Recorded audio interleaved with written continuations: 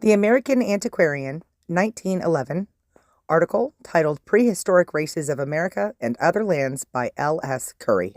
Dr. Curry was a missionary in the early days in the wilds of Michigan, being one of these missionaries who went among the Indians at Sault Ste. Marie and among the Chippewa at Lance and in other places in the northern peninsula. He devoted years of time and study to the Indian and finally learned to comprehend the red man, his ways, his inner life, and the meaning of his traditions, oral history, and religion, as no man ever before him had succeeded in doing.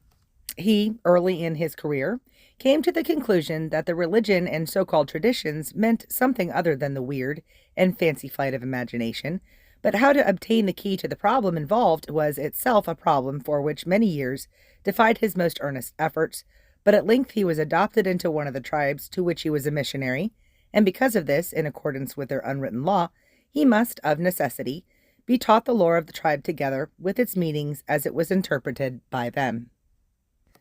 Thus at last was opened to Dr. Curry the door he had so long striven to unlock, and as he spoke fluently several of the Indian dialects, he encountered no difficulty in understanding their inner meanings. After years spent in attempting to reconcile the apparent contradictions in cosmogony, chronology, ethnology, etc., Dr. Curry, while stationed at Newberry, Michigan, opened for himself a way for the solution of many of the problems that up until that time had defied every scientist, and at the same time smoothed out all of the apparent inconsistencies. But we shall, at this point, allow Dr. Curry to speak for himself.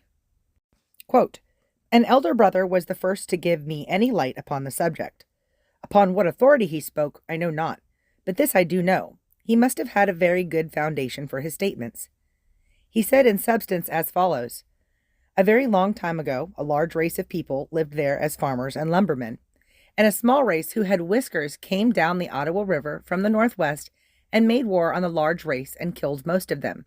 But when the small men came in contact with the Indians, they found the latter more than a match, for the Indians turned on them and nearly annihilated them, and the remnants of both the giants and the small men left the country." Like and subscribe for more Giants of the Ohio Valley.